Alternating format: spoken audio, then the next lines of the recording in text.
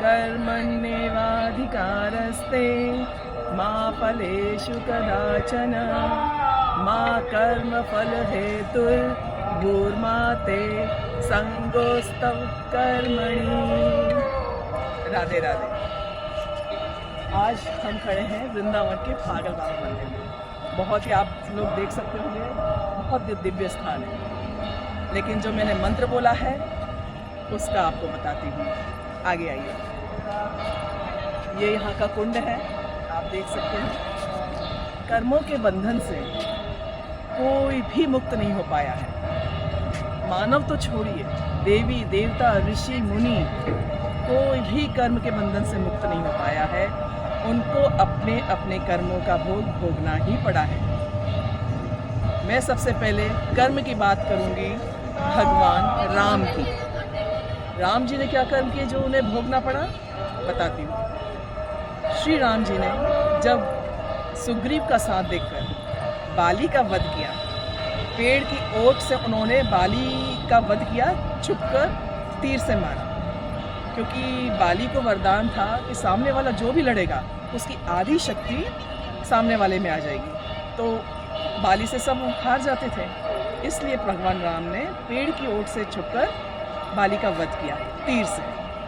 और वही जब भगवान राम कृष्ण के रूप में उन्होंने फिर से अवतार लिया, भगवान विष्णु ने राम जी के बाद जब कृष्ण अवतार लिया, उनकी भी मृत्यु एक बघेलिए ने अनजाने में एक ओट से छुपकर तीर मारा जो उनके तलवे पे लगा और वह उनकी मृत्यु का कारण बना। कर्मों का भोग था, भोगना ही था। और इसके बाद मैं बात करूँगी पितामह भीष्म की।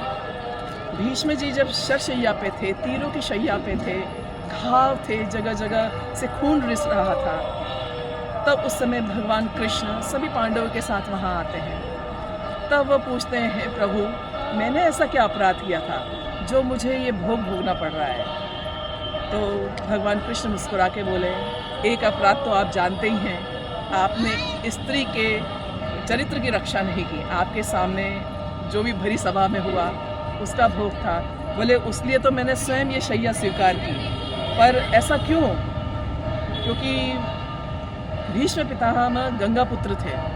उन्होंने कहा कि मैंने तो अपने पूर्व 100 जन्म मैंने याद किए, मनन किए, मुझे ऐसा कोई पाप याद नहीं आता है कि मैं इतनी शरशैया, इतने सारे तीरों की चुभन को मैं दर्द महसूस कर रहा हूँ।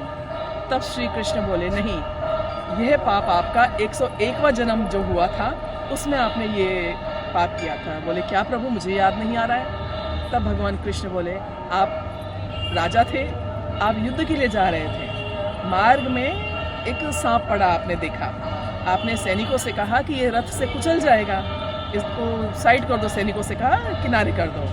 सैनिकों ने, आप तो चले गए कह के, सैनिकों ने तीर से ही उसको उठाया सांप को, वो तीर चुभा और बगल की झाड़ियों में फेंक दिया। और जो झाड़ियाँ थी वो कटीली थी और सांप उन कटीली झाड़ियों में फंस कर रह गया, निकल नहीं पाया और उसकी मृत्यु हो गई।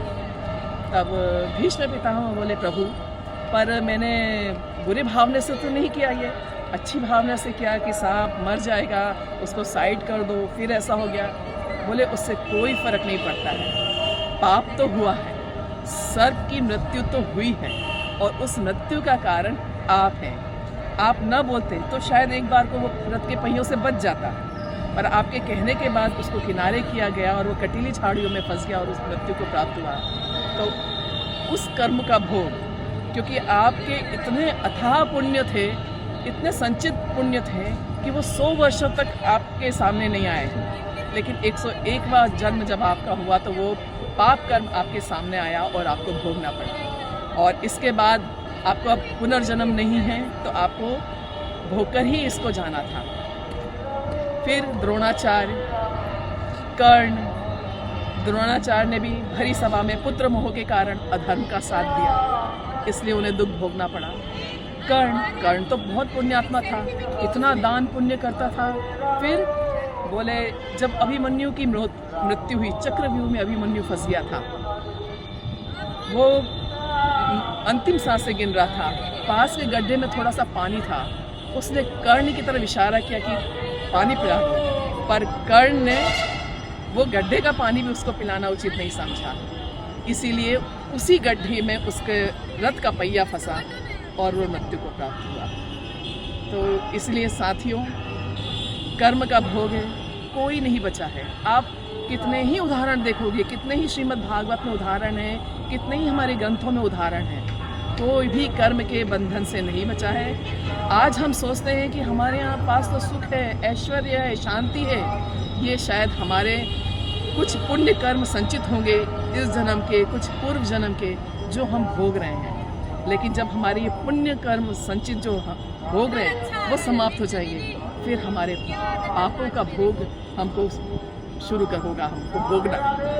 तो मित्रों, मैं यही कहूँगी, जान के एक छोटा सा नियम है, हम सोचते हैं बड़े बड़े हम ज्ञानियों के पास जाते हैं या हम मनन करते हैं, हम ऐसा क्या करें कि हमसे पाप न हो।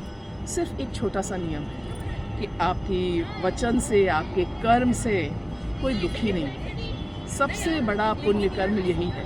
आप दान करते हैं कि नहीं, आप प्याऊ लगवाते हैं कि नहीं, आप कन्यादान करते हैं कि नहीं, सब ठीक है, लेकिन आपके कारण किसी का दिल नहीं दुखे, आपके कहने से, आपके किसी किए हुए काम से, तो ये सबसे बड़ा आपका पुण्य होगा। तो आज इसे कोशिश करिए।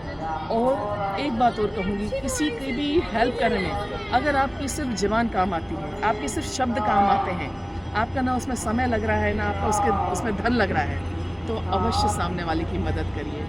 अहंकार को दूर करिए, देखिए आपको भी आनंद आएगा। राधे राधे, जय सनातन।